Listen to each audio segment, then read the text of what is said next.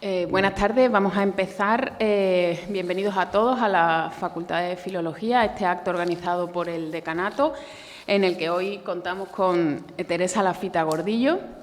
Ella viene a impartir una conferencia que ha titulado El monumento de Elio Antonio de Nebrija en Lebrija, de José Lafita Díaz. Tenemos la suerte de contar con una especialista en la obra. Teresa es licenciada y doctora en Historia del Arte por la Universidad de Sevilla. Además, es artista plástica conceptual. Sus líneas de investigación se centran en el arte sevillano de los siglos XIX y XX, habiendo realizado trabajos sobre diferentes autores de los que trabajaron en la exposición iberoamericana, entre ellos Adolfo López Rodríguez, Andrés Parladé o el propio Juan Lafita Díaz, uno de los artistas de la familia. Realizó su tesis doctoral, de hecho, sobre los Lafita, la familia de artistas sevillanos a la que pertenece. Entre sus publicaciones se cuentan Fuentes y monumentos públicos de Sevilla, las artes plásticas en la Sevilla de la Segunda República o la guía del Museo de Bellas Artes, además de artículos en Archivo Hispalense o del Boletín del Departamento de Historia del Arte de la Universidad de Sevilla. Ha dado numerosas conferencias y actualmente es colaboradora del Correo Andalucía Web y ha realizado exposiciones en el Ateneo de Sevilla, en el Antiquarium y en diversas galerías de arte. Esta conferencia de hoy se enmarca en los actos organizados para celebrar la donación de la escultura de Elio Antonio de Nebrija, que se encuentra en el hall de la Facultad desde hace unos meses y que está ahí gracias a la cesión de la familia Lafita. Por tanto, Teresa, muchísimas gracias además por haber aceptado venir hoy aquí con nosotros y tienes la palabra. Bueno, muchas gracias.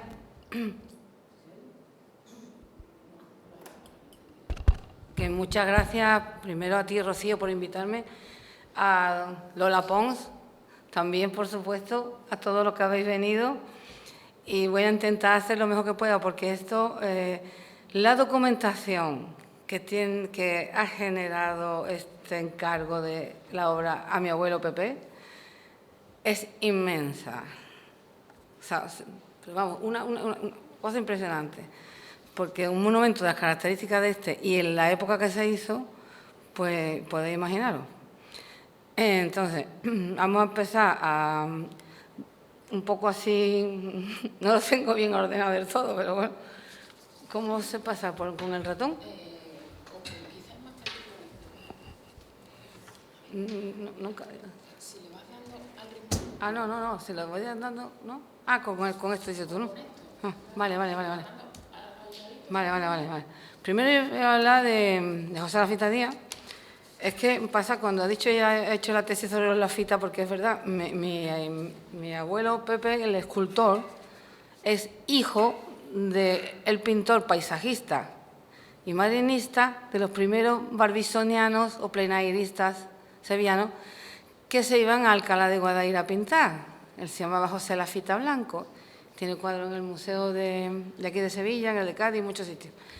Y incluso tenía un Marchand en el extranjero, así que por Berlín, en Argentina, yo he encontrado cuadros cuando hice la tesis en muchísimos sitios. Y este José Lafita Díaz, que era mi abuelo, tenía un hermano que también era pintor, ilustrador, arqueólogo, director del Museo Arqueológico de Sevilla, en fin. Entonces, ya que me pongo a hacer las cosas, pues a lo bestia. Yo pensaba siempre que las cosas son más fáciles, es como, pero cuando tú dices, ¿sabes conducir? Sí, pero te dan un tráiler, ¿no? Un container de esto, ¿no? Pues algo así fue mi tesis. Y bueno, voy a ir a tu pastilla porque es muy largo. Mi abuelo, el pobre, esta fue obra póstuma de él, porque él muere en el 45, ahora lo diremos. Entonces vamos a empezar primero con la biografía de él. Debería de empezar con la biografía de Elio Antonio, que se trata del centenario de Elio Antonio, pero como aquí, doctores, tiene la Iglesia, pues después haré unas pinceladas sobre Elio Antonio y me concentro en mi abuelo y en el monumento en concreto. Aquí está, esta foto yo la fecho hacia 1921. ¿Por qué? Porque aquí se ve, este es un ayudante. No he conseguido saber quién es el ayudante, porque mi abuelo tuvo montones de ayudantes. En concreto, para el Antonio, trabajaron 12 en su casa. Su casa, afortunadamente para él, era el patio de bandera número 1 y tenía la planta baja, la planta alta y todo el callejón de las murallas. Y ahí se tallaron las piedras, todo en el patio de interior de la casa y pudieron hacer toda esta obra, que es cosa impresionante, ¿no? Entonces, primero está mi abuelo Pepe, el primero que está de pie, el otro que está detrás, no sé quién es, porque yo he preguntado, puede ser Cluny, pero familiares de Cluny me han dicho que no, puede ser Navia, tampoco, un tal Adorna, un tal Telle, un tal Trianilla, no hay manera de averiguar, pero primero tiene un retrato de su hermana Isabel, que murió en 1917 en una epidemia tan grande que hubo de la tuberculosis. Después un autorretrato de él en fase de escayola. Después está la cabeza de San Ignacio de Loyola y el modelo pequeñito patinado de escayola, patinado de bronce, como si fuese bronce. De hecho, yo creía siempre, estaba tan bien patinado, porque una cosa que hacía mi abuelo, que no solamente... la escultura es un proceso muy complicado, porque se modela, se vacía, después se saca el positivo, después el negativo, después se reproduce, en fin. Esta está en la fase de escayola. El San Ignacio está en la fachada de la calle Trajano de los Jesuitas, de la iglesia de los Luises. Mi abuelo hace la cabeza y las manos. Otro día yo me encargo esta conferencia de mi abuelo, porque si no ya me pierdo. Los cuadros que hay de detrás son del hermano son de Juan, porque el cartel que gana en 1914 para la fiesta de primavera, una señora que está ahí, y después el otro anterior, el otro de 1911. Ahora iré contando más cosas. Aquí esta es la fecha de 1923, como máximo. 22, 23. ¿Por qué? Porque justo está modelando a Pamela Walter. Y esta chica era la hija del director del periódico The Times de Londres. Y tuve la suerte de localizarla en California con otro apellido. Porque escribí al The Times, el The Times ya no es de esta familia, ya es de un grupo como el Bosento, una cosa de esta.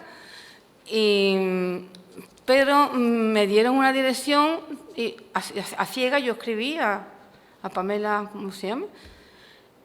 Y me contesta en español, en castellano, me contesta en español, y diciendo que en efecto, que hizo mi abuelo, la retrató, que no se conserva porque su casa la bombardearon en la Segunda Guerra Mundial en Londres y se destruyó. Ahí está modelándola en escayola con otro de los ayudantes. Después, a mi abuelo empieza a aprender su vida, digamos, artística, haciendo cerámica y haciendo pequeños objetos, como estos cacharros neobarrocos de aquí. También era la moda de la pre-expo del 29 y bueno, lo único que puedo decir de lo que se ve aquí, manos para vírgenes seguramente por la postura. Aquí tenemos ya, esta es de 1923, porque el monumento se inaugura en el 24. Así que cuando lo modela en barro y ya a tamaño natural, quiere decir, ya ha pasado la fase de la maqueta a escala 1:5, que es lo normal que solía hacer, y después ya la ha traspasado. Y de esta también hay muchísimas anécdotas, porque en los quienes se lo encargan, le había puesto a mi abuelo la falda más corta y le dijeron que le pusiera la falda más larga. Eso me lo dijo Felipe García de Pesquera Noel, me lo dijo, me dice, yo fui uno de los que los conocí. Yo he tenido la gran suerte de coger el tren en marcha en el último momento, ya se me han muerto todos. O sea, yo no podría hacer esta investigación hoy. No, primero no tendría la fuerza de meterme en montones y montones de archivos, porque después os revelaré por qué tuve que irme a los archivos.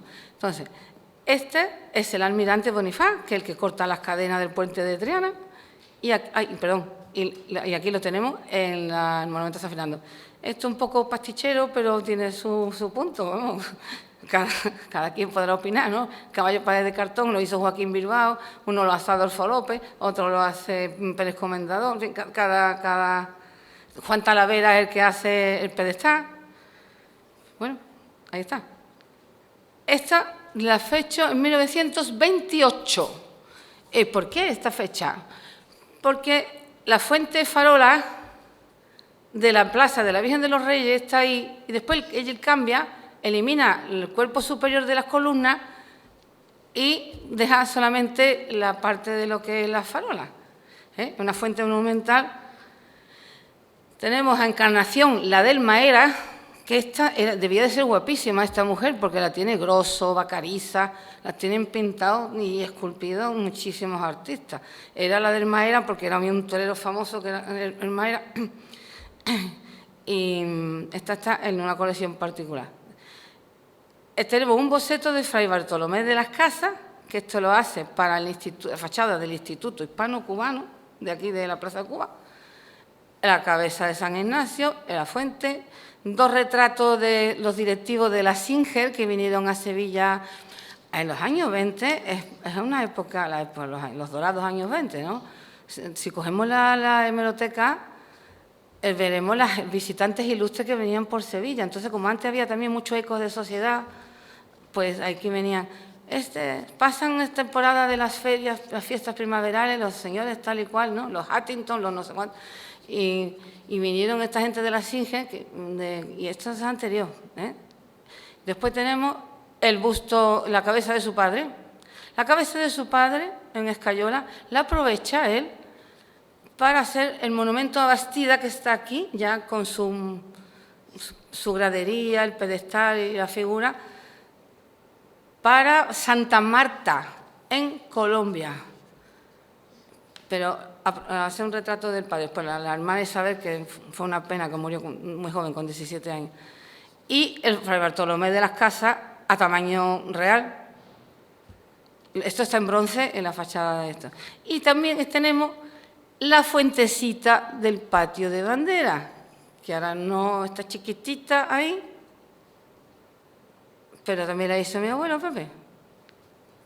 Ahí está. Esta foto de 1928 se la encarga el alcaide del Alcázar. Y esta es la fuente farola monumental. La gente considera como obra maestra de mi abuelo. Hombre, es un neobarroco como una casa, y a mí no me importa decir que era un ecléctico.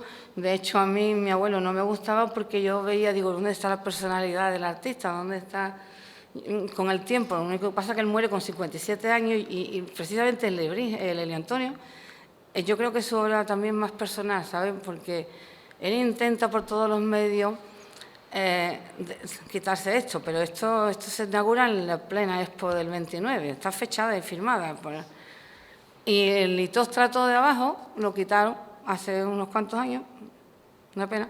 Esta farola también es suya, que estaba al final de la palmera, como una palmera más, y después se la llevaron a la avenida de Málaga, le han puesto una fuente. Después, una cosa también muy curiosa que hacía mi abuelo, que hacía, como los egipcios, o sea, piedra con piedra. Aquí no había nada de argamasa, ni cemento, ni nada de unión. Cuando quitan esto de las piedras para acá, aquí no encajan, y para colmo, es una piedra maravillosa, que a mí la piedra bateij, que es como alabastrina, es una caliza que a mí me encanta, desde luego. Si yo fuese escultora, creo que la batería sería una de mis favoritas.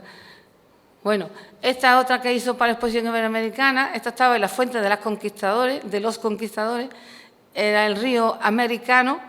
Él hace un homenaje al río Magdalena, que pasa por la ciudad de Santa Marta. Aquí está ya más tarde. Esta fecha yo la fecho, porque claro, todo esto son hipótesis, porque no están documentados. En el 31 o 32. ¿Por qué?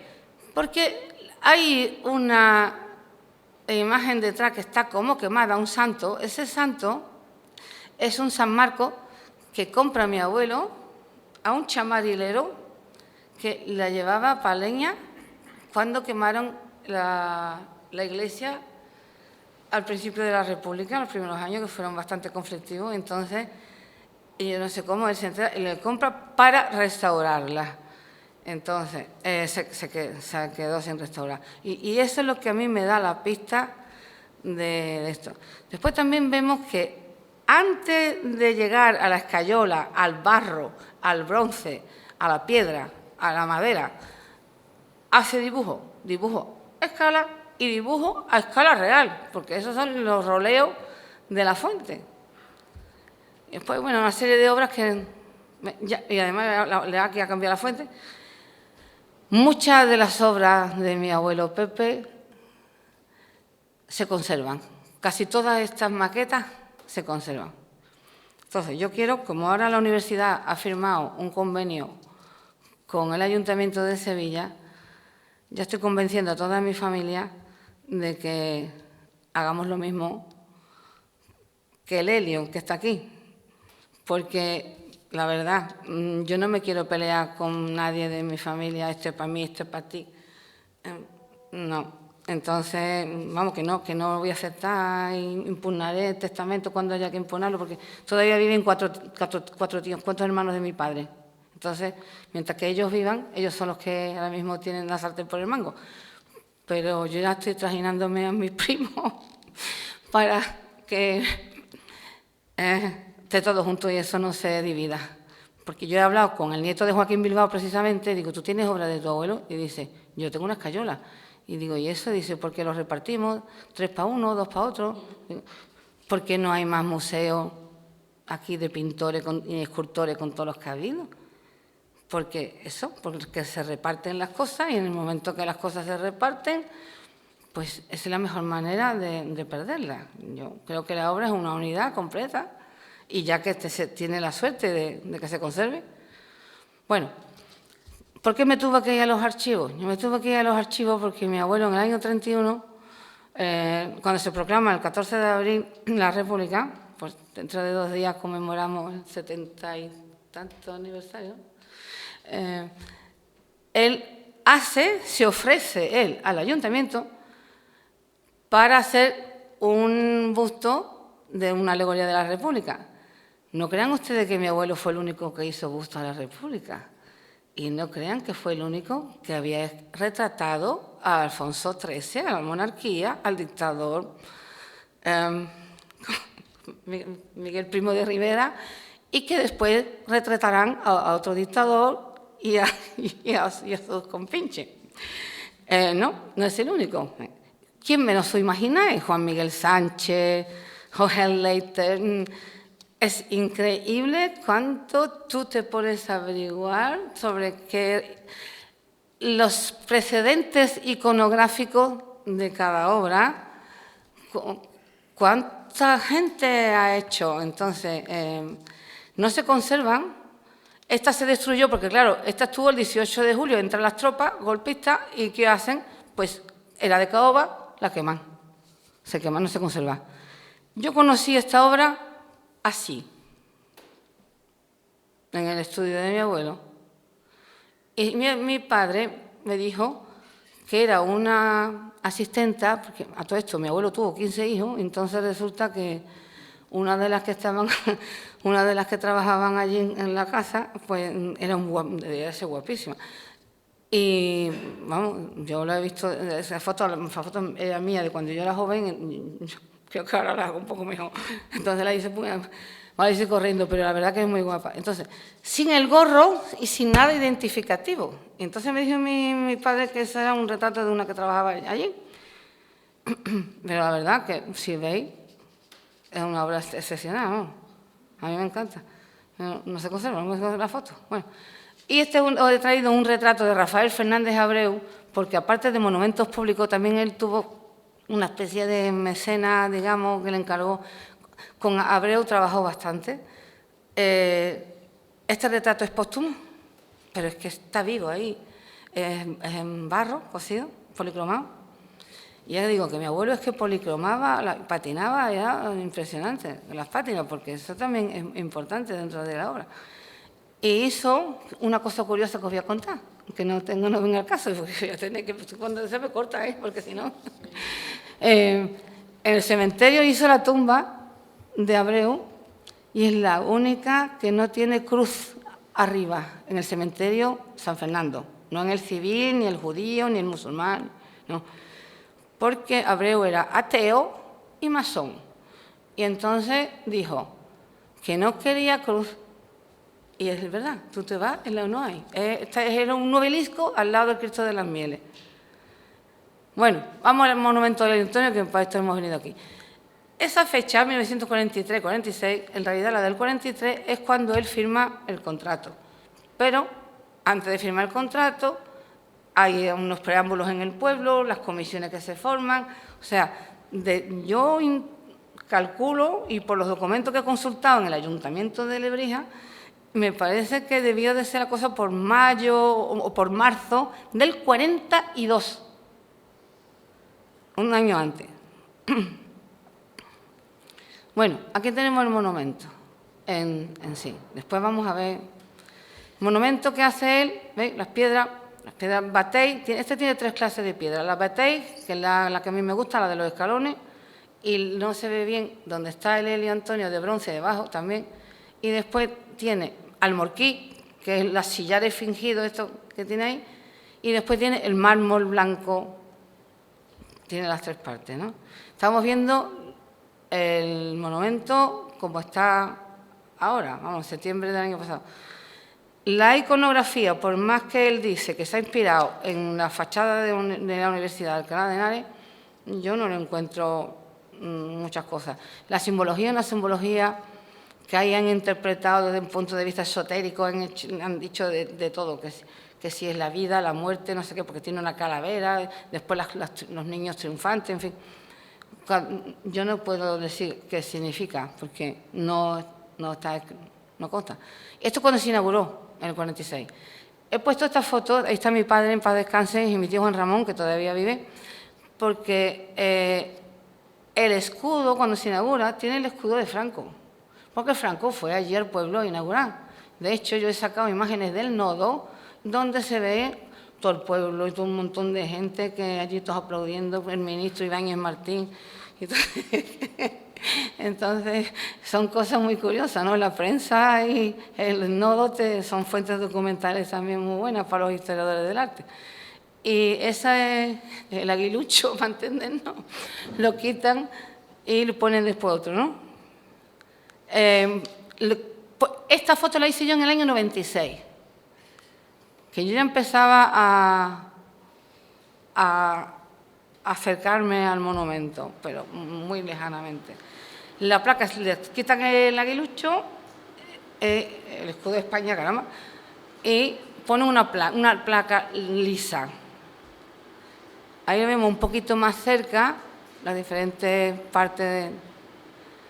Y después, esto, en la democracia ya, después del año 2000, me parece, porque tampoco, yo he preguntado a José María Calderón, a Pepe Martínez, a un montón de gente de allí de Lebrija, y no me dicen exactamente cuándo, pero como yo tengo la referencia del año 96 y esta, yo creo que sería en el año 2000, ahí cambia.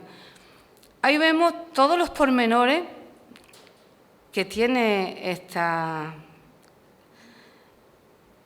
obra, con la cornisa, los dentículos, las ovas o pomas, los angelotes a los lados, las columnas corintias y con los capiteles y las estrías, que son diferentes, los sillares, en fin, y los sillares no son fingidos, pero son bloques que tiene que tallar, un montón de metros lineales. Tenemos una vista lateral, otra vista del otro lado,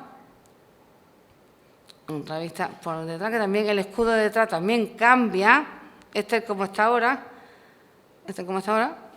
que dice Helio Antonio de Lebrija y pone la fecha del nacimiento y muerte, 1442, se me ha ido la cabeza. Pone la fecha exactamente, porque lo que estamos conmemorando nosotros ahora es el 5º centenario de su muerte. Exactamente. Entonces, y ahí pone la fecha del nacimiento de del nacimiento. Esto es lo que ponía por detrás. En vez de esto, ponía esto. Cuando viene Ibáñez Martín, Francisco Franco, lo quitan, claro, lo quitan. Pero esta foto la hice yo en el año 96. O sea, que para mí es un documento curioso. Los del pueblo no las tienen. Bueno, esta la quería poner porque es una mi tía Isabel que la quise. Bueno, y esta es la última que os pongo porque esta sí que es surrealista.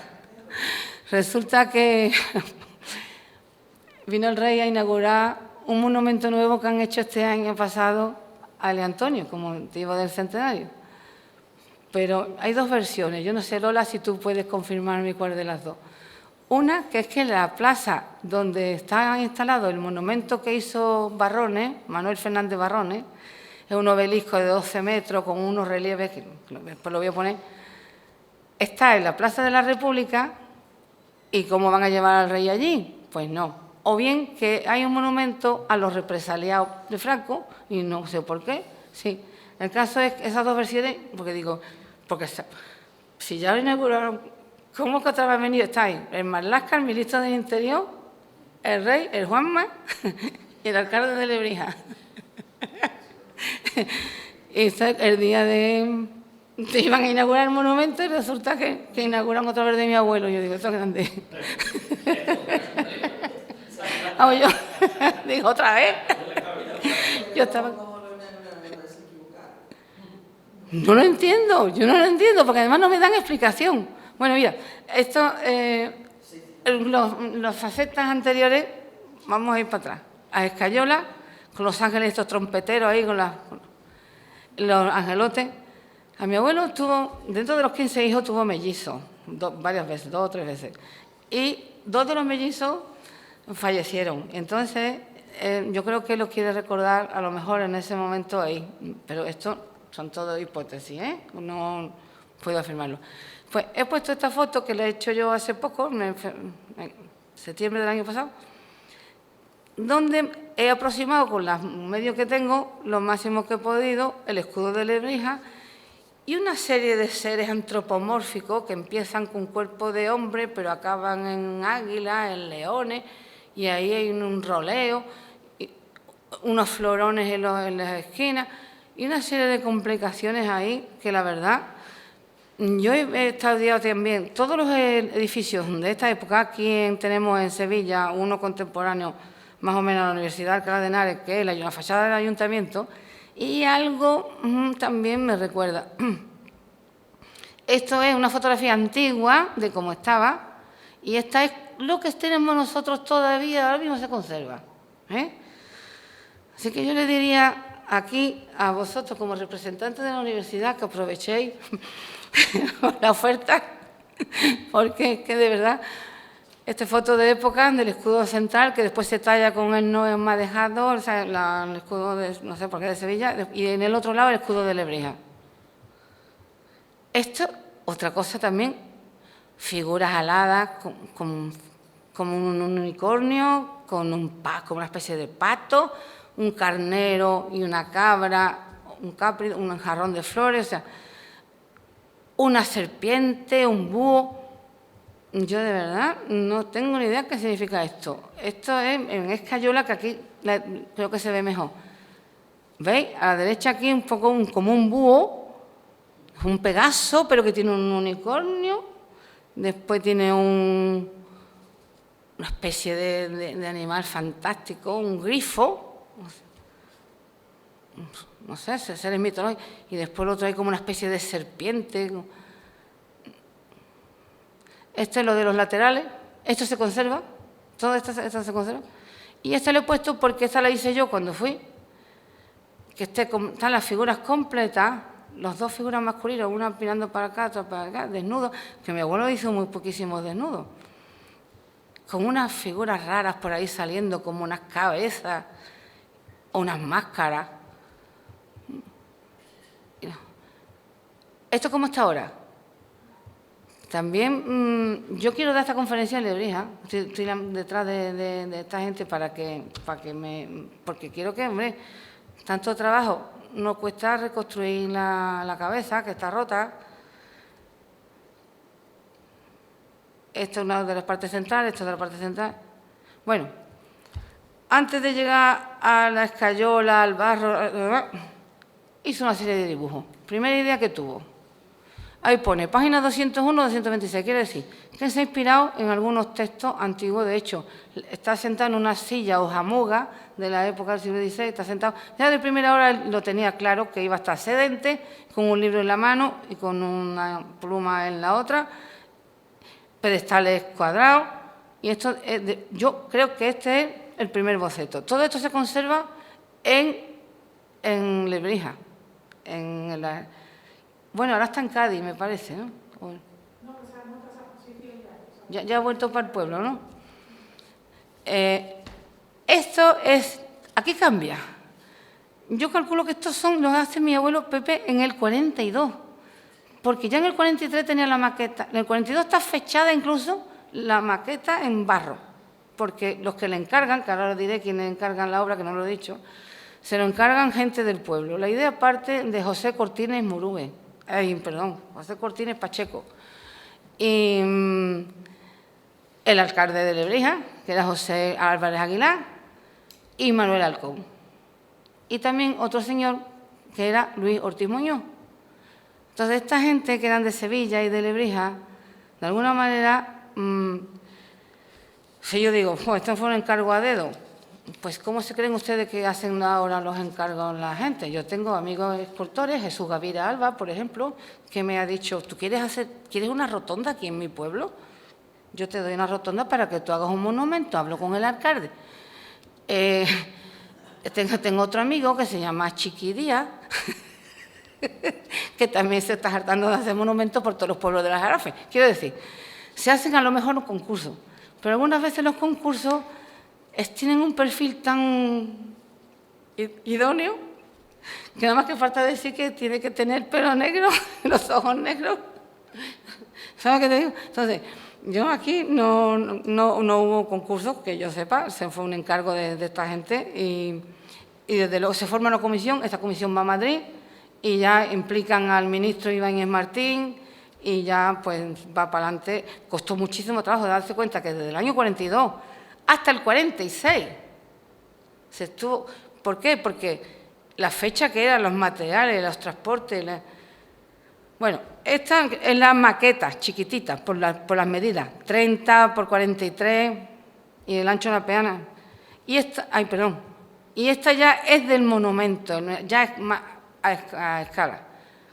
Sigue teniendo base cuadrada, ya va cambiando, ya va poniendo aquí, pero que después todo esto va cambiando él, porque toda esta serie de guirnaldas y...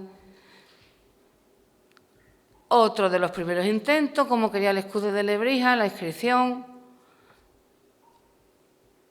Y todavía en la jamuga, sentado, vestido con su toga de catedrático, ¿cómo se llama? La opalanda, que nunca me acuerdo de cómo se llama. Y este dibujo es de mi tío Juan Ramón, porque resulta que como mi abuelo Pepe fallece, mi tío Juan Ramón tiene 95 años y cuando muere mi abuelo tenía 18 años, pero ya estaba estudiando Bellas Artes. Y se tuvo que encargar el pobre, con lo jovencillo que era, de terminarlo y de hacer las últimas obras. Estos son dibujos de lo que hemos visto del friso. El famoso aula de Lebrija. Esto está inspirado en... ¿Cómo es el libro? Lexicon. Instituciones latinae, ¿no? Las instituciones latinae de 1458, 48. Y porque después lo vamos a ver un poco borroso. Ya está aquí Lebrija de joven. Está en la corte de uno de los mecenas del Renacimiento y uno de los mecenas que tuvo Elio Antonio, que es Zúñiga, en la parte de Badajoz. Bueno, hemos visto las obras figurativas. Fijaros, esto es lo que yo he podido encontrar de este monumento. la parte de dibujo para cada pieza, porque no solamente él era el escultor, él también se hace contratista de su propia obra. Él encargaba a las canteras, a los fundidores y también director de la obra. O sea, así como otros escultores. ¿Por qué lo hacen? Porque, yo he dicho, empezó haciendo cerámica y estudió arte aplicada, que es lo que había antes de la Facultad de Bellas Artes se crea en 1940. Entonces, antes que hacían los que querían hacer pintores y escultores, pues se iban a arte aplicada, había oficio, arte y industria. Y entonces él hizo un montón de años ahí, pero en 1905, 6, quiere estudiar arquitectura. Y como afortunadamente él sí tuvo muchas posibilidades, pues escogió irse al Technikum Institut de Vienne, en Suiza. Allí se fue a estudiar arquitectura. Estudió 2 años. Me dieron el expediente, en este instituto sigue activo. Ahí ha estudiado Santiago Calatrava, han estudiado y algunos sevillanos, que después también fueron pintores, estudiaron también allí. ¿Por qué? Porque daros cuenta que en esa fecha, ya en 1905, 1907, 1909, 1900... Yo he dicho 1905, ahora mismo lo estoy diciendo de memoria porque no estoy consultando las notas. Ya se estaba hablando de la pre-expo, de la expo, porque la expo empieza en 1909, cuando ya estaba en el ambiente. Entonces los chicos jóvenes que querían ser arquitectos para hacer... Bueno, aquí tenemos un plinto con todas las medidas, el despiece, la labra, los zócalos, tantos días, después ponía tantos días, tantas pesetas, tanto lo que le pagaba a cada uno de los... Esto, ¿ves? Son sillares independientes, que no lo parecen, pero se ve precisamente aquí, por el despiece que tenemos. Todos los metros cúbicos de piedra que tenía. Precio total del plinto. Yo creo, muchas veces he pensado que a mi abuelo le costaba dinero la obra, que no solamente no ganaba nada, sino que le costaba dinero porque... Bueno, aquí tenemos del pedestal, de arriba. Otro dibujo en plano, esto lo he puesto yo ahí porque creo que antes de... Yo lo encontré suelto porque el archivo estaba desordenado, todos los archivos. El de Lebrija estaba desordenado cuando yo fui. Ahora ya hay un archivero, ya más o menos. Este es el respaldo del sillón, o bien un dibujo para un pergamino, porque también le encargan pergamino a los comitentes. No, yo no lo sé, yo tengo el dibujo y he puesto abajo, respaldo del sillón o pergamino para los miembros de la comisión. No sé. En cualquier caso, este escudo es imaginario, eso no corresponde con los Martínez de Calas Arana. Vamos, yo no soy experta en heráldica, pero yo estoy segura que unas barras, la flor de lis, no me pega mucho, pero en fin, habría que estudiar esto más a fondo. Esto es lo mismo, estaba aquí hablando, desciende de la montaña, los Martínez de Calas, puede ser el texto para el pergamino. Bueno, era tan perfeccionista, mi abuelo, que llegó a hacer hasta la caja para envolver la escayola, que está aquí, la que está aquí en el patio, después a la salida la veremos, para transportarla, o sea, para que no sufriese ningún desperfecto. Es que es increíble, yo de verdad alucino. Bueno, aquí tenemos más despieces de planta, ¿no? Dimensiones definitivas de la peana de la estatua. La peana no es el plinto, ni el zócalo, ni el graderío, sino lo que es la peana esta de mármol que está entre la figura de bronce y el cuerpo propiamente dicho, ¿no? Aquí lo mismo, plataforma. Esto me planteó muchas dudas porque pensaba que era la parte de abajo, pero no, porque he puesto jarrones a los lados, no tiene, o pebetero. No, es de la peana. Esto sí que tiene guasa, vamos.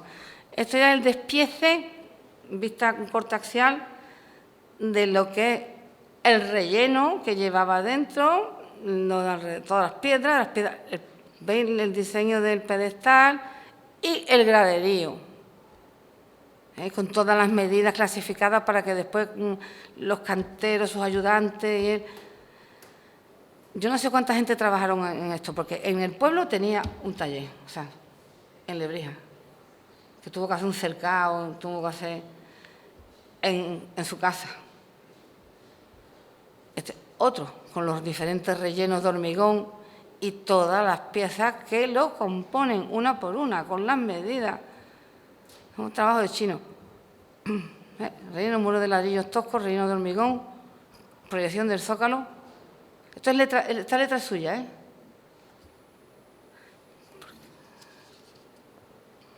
Bueno, vamos a terminar con las maquetas. Hasta hace muy poco, esta maqueta está en Lebrija. La regaló un tío mío por su cuenta al pueblo. Después yo estoy muy contenta de que esté allí porque es donde debe de estar. Y siempre yo me creía que le había hecho mi abuelo Pepe.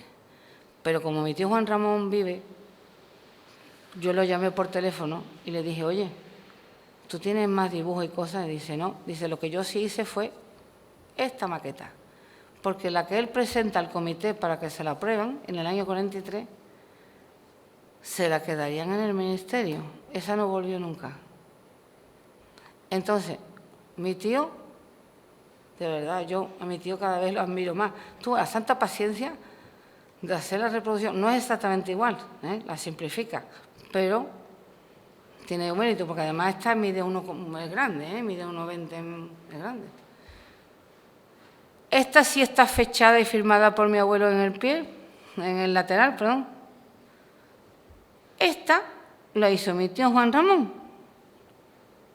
Pero todo esto lo he sabido hace poco, con motivo de la conferencia. Yo todo se lo atribuía a mi abuelo Pepe, porque eso también pasa. Cuando estudiamos a un autor, todo se lo atribuimos a él, ¿sabes? Y pasa eso, sí. Y entonces y cuando me dice mi tío que lo ha hecho él, digo, me ha planchado, porque es que no me lo puedo creer. Bueno, antes de llegar al barro está la escayola, esta la tiene él, y esta es la que está aquí, en la facultad, porque hizo una versión en barro cocido, vidriado y policromado. Aquí está delante, ¿verdad? Esta es una foto que he encontrado, el modelo en barro la figura mide 2 metros de alto, el pedestal 3,5 metros. Yo no he dicho las medidas. Entonces, y de ancho. Esta es cuando estaba en el Consejo Superior de Investigaciones Científicas, en la calle Alfonso XII, y gracias a las gestiones de Excelentísima Señora Doña Dolores Pons, se trajo para acá. Entonces yo estoy muy contenta porque este es su sitio, esta es su casa, ¿sabes? Yo estoy contenta con que esté aquí. Está firmado en el libro, no la maqueta pequeña, ya la grande, en el 44, pero darse cuenta que esto se inaugura en el 46, porque claro, esta es la cabeza, a tamaño natural, también está aquí, esta foto antigua, esto como está ahora aquí, en el patio. Bueno, vamos rápidamente, este es el aula de Elio Antonio. Yo no me voy a acordar de la mitad, porque esta me la facilitó Carmen Aranguren, de la exposición que ha habido en el pueblo, en Lebrija, en el aula de Lebrija. Esto es grabado antiguo, porque, bueno, yo no he hablado nada de Elio Antonio, pero Elio Antonio me parece increíble que en una vida humana este hombre haya hecho tantas cosas, porque era cosmógrafo, astrónomo, escribió de medicina, de leyes, de todo. Era editor de sus propios libros, porque claro, él se dio cuenta que era muy inteligente, que lo que se estaban forrando eran los libreros y los editores. Y entonces, sí, pues para esto, los derechos de autor los tenía, y después los hijos y los nietos, tuvo la gran suerte, ¿verdad?, de que los hijos y los nietos continuasen editando, que se fueron incluso a Colombia también. Bueno, tenemos portada. Esto está en la Biblioteca Nacional de Francia, un grabado de 1700. otro grabado que está en la Biblioteca Nacional, me parece. Ahí lo pone. La colección Corredera. ¿Existe todavía esa colección? No. Pero como fondo dentro de la Biblioteca Nacional, ¿no?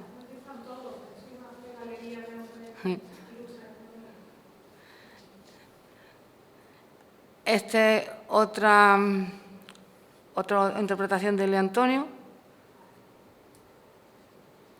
Está aquí, en la universidad. Lo hizo Eduardo Cano de la Peña. Está en Salamanca. Está, creo que en Alcalá de Henares, o en la Biblioteca Nacional. Bueno, antes de que le encarguen a mi abuelo el monumento, le encargaron a Francisco Ceballos Montenegro uno, y hizo esto. Entonces, lo quitaron y lo pusieron en el parque, y pues hicieron. Y después, la obra de mi abuelo no la iban a poner donde está ahora, sino en el centro de la Plaza España. Pero por lo visto ahí o había restos romanos o había tubería, arena expansiva o algo que no se aseguraba. Romero Murube fue el que dijo esto, que no se aseguraba que se fuera a hundir, total, que lo pusieron en una trama. Da igual dónde está también muy bien puesto. Y esto lo he traído yo porque siempre, como figuras sedentes hay pocas, pues yo digo, ¿se inspiraría a mi abuelo en esta figura excepcional? Porque a mí es uno de los monumentos que más me gustan de Sevilla, como monumento figurativo, ¿no? Que es a Martín de Montañés. Y esto lo hizo un médico que se llamaba Agustín Sánchez, ¿sí? Y, sin embargo, que era aficionado a la escultura, pero un aficionado, vamos, que ya quisiera muchos escultores, ¿eh? Como está sedente y también con las manos. Otra se puso la iconografía. Esto es de Pablo Serrano, que también es curioso. Este es en Escayola. Y esta es una zapatería que hay en Lebrija, que yo pasé por ahí, y esto está hecho en los años 1990, dentro de la iconografía. Bueno, allí en Lebrija es un icono en el pueblo. O sea, tú vas a una pastelería y te envuelven el pastel con la obra de mi abuelo Pepe. Y tú vas a una zapatería y es que digo, increíble que la tienen cogida con mi abuelo. De verdad, es como un mito para ellos. Que se hizo el año pasado, el día de la inauguración, que lo hizo Fernández Barrones. El Lebrija, Elio Antonio en su estudio. Y esto ya es la última que pongo, porque ya esto sí hay cosas surrealistas. En la cabalgata de los Reyes Magos del año pasado, de los viejos, hacen unas copias en fibra de vidrio, en poliéster, de la obra de mi abuelo. Y yo digo, mi abuelito, estarás contento, porque es que de verdad es increíble que lo hayan hecho un vaciado y lo han desfilado ahí en la cabalgata. Yo digo, en vez de tirar caramelo, lo que tiraba era diccionario.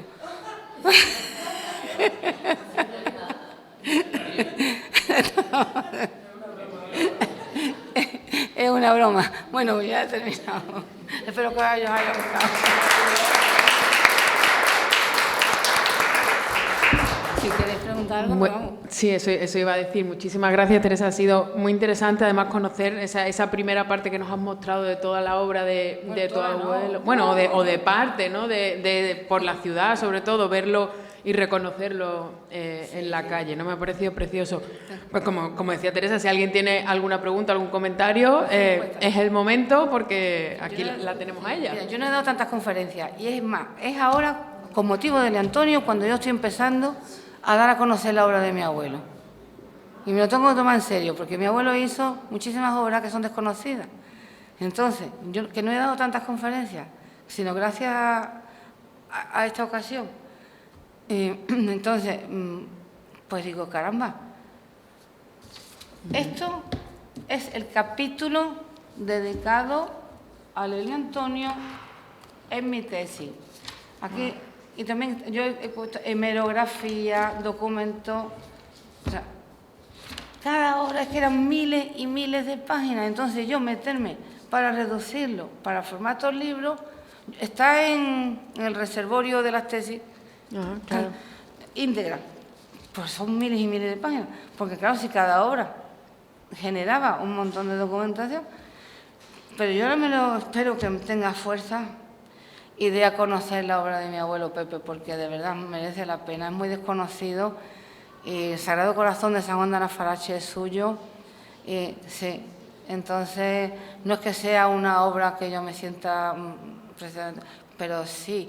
Además, como ya digo, que lo hacía como los egipcios, cayó un rayo hace poco tiempo allí y no se movió una piedra. Es increíble. Y después, una cosa también curiosa de mi abuelo, ya con esto os dejo porque no, otro día si tú quieres me invitas. Yo te invito cuando Hizo tú una quieras. virgen aquí para Albaida de las Jarafes, porque también se la quemaron, entonces en el año 31. Y yo fui cuando chica con mi padre a Albaida para ver encontrar a la Virgen de la Esperanza, allí en Albaida, y le dijeron, no, el cura que estaba allí, el párroco, dijo, no, aquí no hay nada, no, ni los archivos, ni nada, no hay nada. Pero cuando yo ya enfrenté la tesis, digo, voy a ir yo otra vez. Y la providencia. Yo no creo en nada, soy agnóstica, pero creo en la providencia por encima de todas las cosas.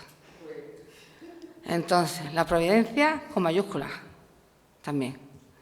Entonces, la providencia me dijo, hay una señora ahí que es posible que sepa, una vieja. Y hablo con la vieja y me dice, sí, se la llevó un cura a Venezuela, en el mismo cajón que vino, en el mismo cajón que fue. ¿Y cómo se llama el cura? Juan Bautista Rodríguez, no sé cuánto. Se la llevó a La Zubia, una aldea de indios en Venezuela. Entonces yo escribo, Reverendo Padre Juan Bautista Rodríguez, La Zubia, Venezuela. Y me contesta, diciendo que esta Virgen de la Esperanza, él se la llevó en el mismo cajón que llegó, porque claro, es como tú imagínate que por cualquier cosa a la Macarena, que es un mito, le pasase cualquier tipo de accidente. Cualquier persona que se atreviese a hacer otra representación de esa representación simbólica del pueblo, no les va a gustar, porque siempre la van a estar comparando con la otra. No les gustó a los del pueblo. Y entonces el cura, que era misionero, se lo llevaba allí a La Zubia. Y lo que quería deciros, que el cura me dice, aquí ha hecho muchos milagros. Entonces, esto es una cosa que a mí me fascina de la obra de mi abuelo, ¿no? Que una persona que sea capaz de hacer una obra devocional en este caso. Yo he dicho que soy agnóstica, en realidad yo soy religiosa, pero no religiosa ortodoxa, tradicional, ¿sabes? Pero yo creo en estas cosas, porque si no yo no hubiese podido hacer la tesis. O sea, como encontré, yo creo que todas las obras que hizo mi abuelo, la verdad. Y esto alguien me iba guiando porque no creo que sea normal. ¿Sabe? Que me dice aquí, aquí, aquí, aquí. Así que con esto, si queréis preguntarme algo, o de Elio Antonio, es que yo no me atrevo a hablar de Elio Antonio, de verdad, no me atrevo, porque es que tú estás aquí presente y me corta un poco, porque sabes mucho más que yo. Entonces... Vamos a aprender de la estatua, no tanto de la biografía de ellos, sino de lo que esa estatua supone para nuestra cultura. Si queréis alguna pregunta más, yo a vuestra disposición. Tú has estado investigando en quién se ha podido influenciar, ¿no?, tu abuelo para la estatua Sedente, de las que ya existían en Sevilla, pero ¿qué se te ocurre que podía haber hecho para inspirarse en la posición que tiene tan elegante? Yo tengo algo en la cabeza que me suena y no sé qué. A ver si tú... Agustín Sánchez Cid hace esa obra en el año 24, 1924. Mi abuelo en el 42. O sea, por eso te digo que puede que sea un precedente. Además, eran amigos, se conocían. Este era médico cardiólogo y trató a alguien de la familia. Y y es posible que hubiese ahí una relación también, aparte de amistad, artística. Y por eso creo, pero yo no lo puedo asegurar. Es que como hay muy pocas estatuas sedentes, sedente es muy difícil, porque tiene que tener en cuenta todos los puntos de vista. Tú no puedes poner la estatua de frente, puedes poner espalda, pero en el momento que la pones sedente tienes que dar a los lados. Es mucho más complicada la cosa. Y a mí me surge una pregunta, ¿hay documentación relacionada por qué cambió de asiento? A mí es que me parece muy interesante el matiz de cambiar una jamuga, que entiendo que es, y de hecho las hemos visto en su estudio, lo que seguramente habría en casa del propio Nebrija cuando estuviese trabajando, porque era la silla habitual, y de pronto la castellaniza mucho. Sí. Y es una silla de esta estilo... de eso castellano labrado, ¿no? Entonces ahí hay un matiz que me parece, bueno, que hay pone una silla también ideológico, ¿no? Las jamugas existían, pero también existía la silla frailera. Y también había unos tipos de sillas que tenían detrás cordobán. Entonces, detrás de la silla está el escudo de Helio Antonio. Entonces, a lo mejor por eso. Y también porque los comitentes, a ver si encuentro exactamente, lo tengo, no sé si la página 35 o la 30, donde lo dice, si exactamente lo que le indican a él, cómo lo tiene que hacer, porque él hace una propuesta. Dice, bueno, le dice... Él se inspira, dice, hombre cubre de la Universidad de Alcalá. Pero después dice, el friso de interior de Antonio, la iconografía respecto a Alcalá. A él le dicen que quiere que en su silla conste el escudo de la familia de Helio Antonio. Entonces, pues tiene que cambiar. Tiene que tener respaldo. Yo creo que es eso. Pero aparte, esa silla también existía en esa época. No, claro, por Dios, si no es eso, pero que me parece interesante porque la otra es una silla más doméstica, Bueno, el origen de la silla de la jamuga era para ponerla encima de los caballos, de las caballerías. Bueno, pero luego ese ya... Es el origen. Sí. Y de hecho, la Virgen de los Reyes la tiene la jamuga. Que ahí a lo mejor también él se inspiró en su Virgen de los Reyes, porque vivía enfrente, la veía todos los días. Entonces él hace la silla de la Virgen de los Reyes. Sí, ¿verdad? Y después cambia, pues yo creo que cambia porque se lo dicen. Pregunto, personalmente, ¿te ha influido a ti tu abuelo? No, para nada. No, por general, un escultor también puede ser escultor. Para nada. Mi abuelo levantaba la cabeza y saldría corriendo. No me ha influido nada porque a mí me gusta el arte, para mí es como un juego. O sea, yo no soy profesional de esto, yo me lo tomo como un juego. ¿Inspiración o no? No. Y después, claro, como tú eres la nieta, y yo digo, esto no se coge como las esporas, esto no es gené, no tiene nada que ver aquí. Hombre, sí influye que yo haya vivido en esa casa, pero como mi abuelo se muere tan joven, con los niños pequeños, el taller suyo lo cerraron.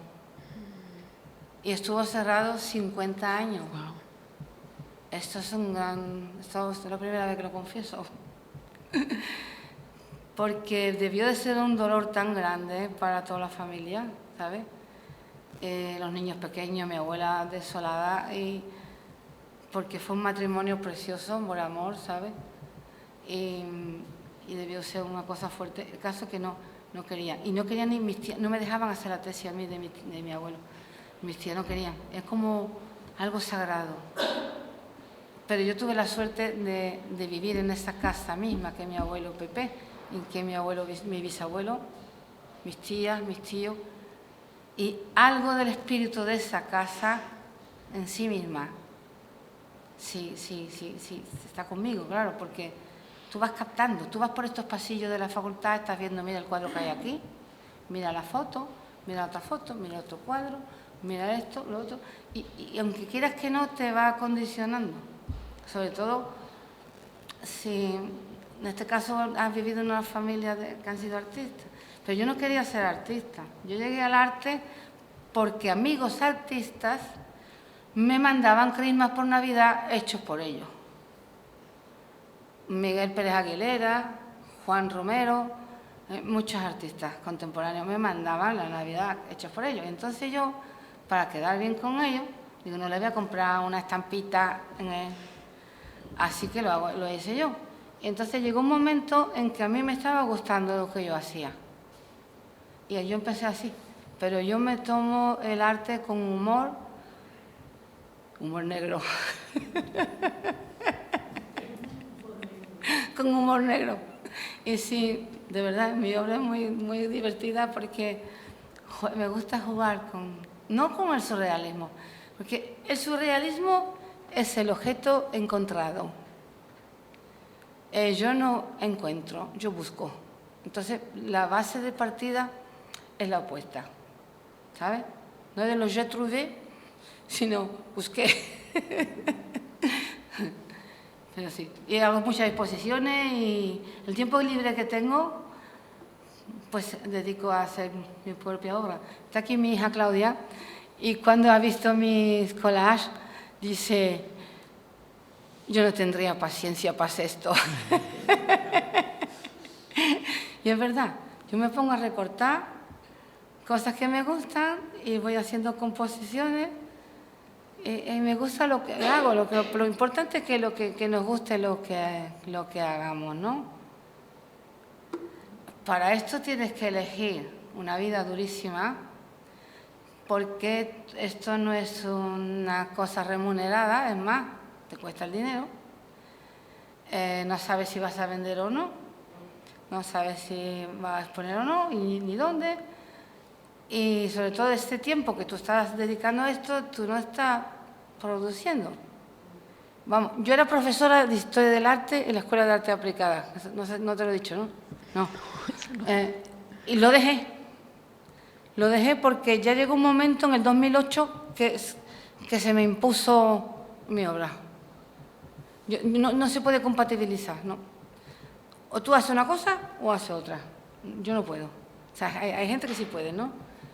Pero yo no puedo. Entonces tuve que elegir porque yo me di cuenta que tenía ya un montón de obra hecha y yo digo, yo voy a seguir por aquí, voy a seguir por aquí. Y de hecho sigo por aquí. La última exposición la he cerrado colectiva el día 20. Estamos a 10, pues el día 4 me parece que la terminé. O sea, y ahora a lo que venga. Si alguien me quiere invitar, que aproveche. Porque, de verdad, yo te lo digo, Rocío, tengo una serie hecha sobre mujeres escritoras y escritores y ahora viene la Feria del Libro.